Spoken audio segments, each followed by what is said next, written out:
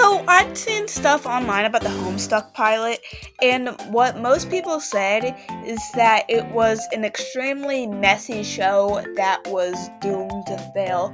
And I personally think that is the perfect way to describe this pilot, because there's just so many factors put into it that really made it so it just couldn't be successful. Like I said, it was doomed to fail. And it's honestly quite unfortunate because it was doomed to fail because of what happened.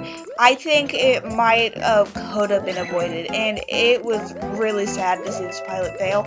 However, the pilot itself isn't the best thing on earth either, so I don't know. Hi, my name is CureInvaderZcat, and I like talking about anime, cartoons, and whatever I'm into at the moment. And today, I'll be explaining why the Homestuck pilot failed.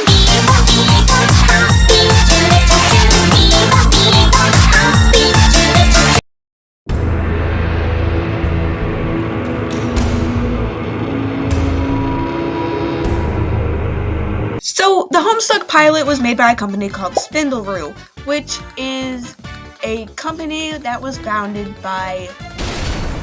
Now, I do want to clarify, I know Vivziepop didn't write the pilot, however, she was still heavily attached to it, so I think most of my arguments are still valid. Vivziepop is an artist I don't think needs no introduction, especially if you are watching this video. Vivziepop is the creator of Has Been Hotel and Hell of a Boss, and I honestly think she's the most hated artist of our time. And if not most hated, definitely the most controversial. There are some people who will gladly die for her characters because they connect and resonate with them so much and just have that deep of an emotional attachment. However, there could be someone like right next to that person who hates Vivziepop and wants her to burn in the hell she has created. One, her shows are focused on religion.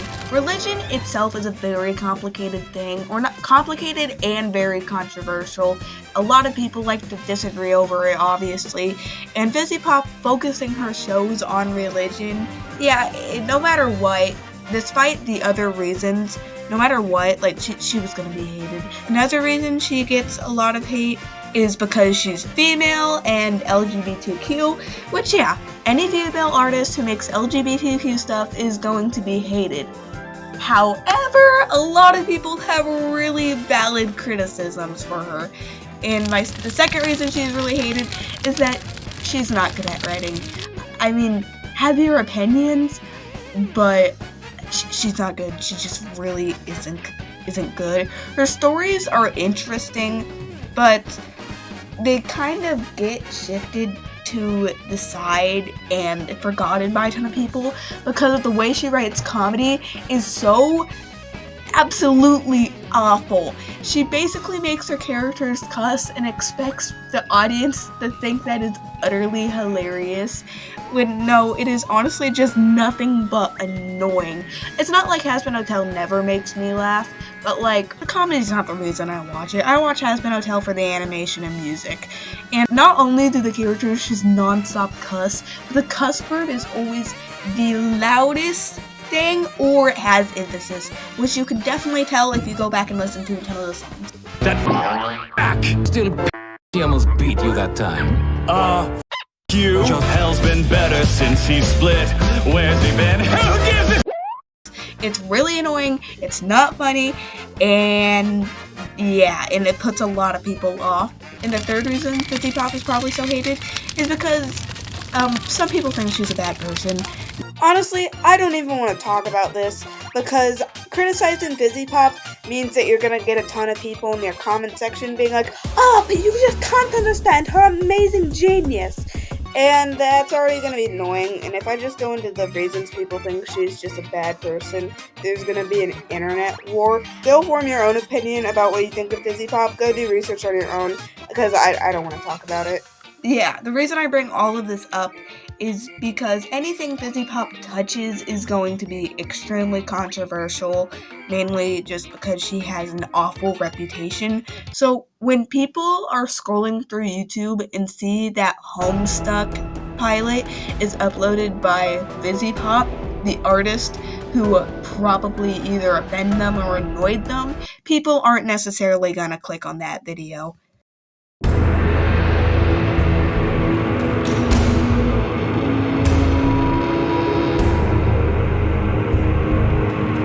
advertising for this pilot was awful. I don't know if Vivziepop thought it would be automatically successful because her name and Toby Fox's name were attached to it, but no, you can't just have celebrities attached to your product and expect it to do good. You hear that, Paramount? You can't just add celebrities and expect it to do good.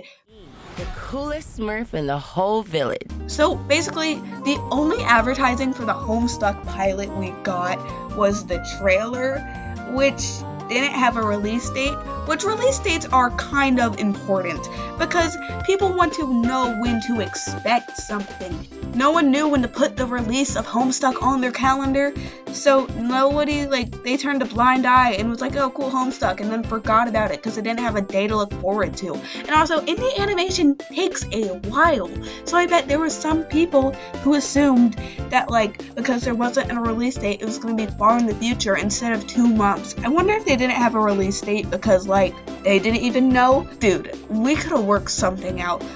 What if they thought it would be done in 3 months and then it was done in 2 months, and then they could have just roughly estimated or postponed it. Not having a release date could have easily been avoided, and it was dumb advertising move. Shame on you. Yeah, and that's literally all they did. Now, I know Vivziepop gets compared to Glitch a lot, and comparisons sometimes aren't really fair. However, Glitch Productions has some of the best advertising I have seen in my entire life. They work so hard to make sure the audience knows a show is coming out. One way they do that is that they strategically hype up the audience. Let's look at Knights of Guinevere. They've released the teaser trailer, and then an actual trailer, and then an actual trailer with a release date, and then the actual show. Yes, Knights of Guinevere was going to be successful because of Dana Terrence, but also that first teaser trailer really captured interest. There was a mystery to it. No one really knew what the show was going to be about when that first trailer came out. So people were looking forward to the second trailer so they can get more information on it. And something else Glitch does that not only Vivziepop but a lot of other indie companies should be utilizing are the live premieres. Live premieres are so cool because one, even if you didn't know the release date of something, if you see a live premiere and you see it's going to be tomorrow, then you know when it's going to come out. But also, live premieres are just really fun. Digital Circus episode 6. It was so cool to watch the argument with Jax and Pomni and just know that there were thousands of people across the world feeling what you felt watching that argument as you did. Live premieres are super cool, they're super fun, and overall I think they should be used more. And the thing that really gets me about the Homestuck pilot is its awful thumbnail. The colors all blend together, you can hardly see any of the characters, there's just a stupid house, and not even that interesting of a logo. Let's take a look at another indie show that had no hype but was still successful. Pretty Please Don't Make Me a Magical Girl. This show is only successful because of its interesting thumbnail. It's a good eye-catching pilot with an interesting character design, and you can kind of, you want to know, oh, why does she want to be a magical girl? An indie pilot is as much as a YouTube video as it is a show, meaning you gotta use YouTube tactics to capture your audience, and thumbnail and titles are extremely important, but Homestuck just didn't have that. So it didn't really get as many views as it probably should have. Also, I don't know where to mention this because it could work with both the Vivziepop thing and the advertising thing, but Vivziepop needs to either rebrand her channel into the Spindle Horse channel or make a separate channel for Spindle Horse, because if people see her name at the bottom of the video, people aren't going to click on it. But some people will see Spindle Horse and not know it's her company, so she seriously needs to rebrand.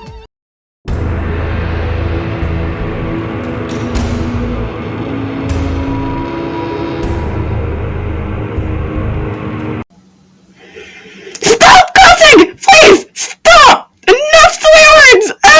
It's just so unnecessary. It doesn't help get the point across.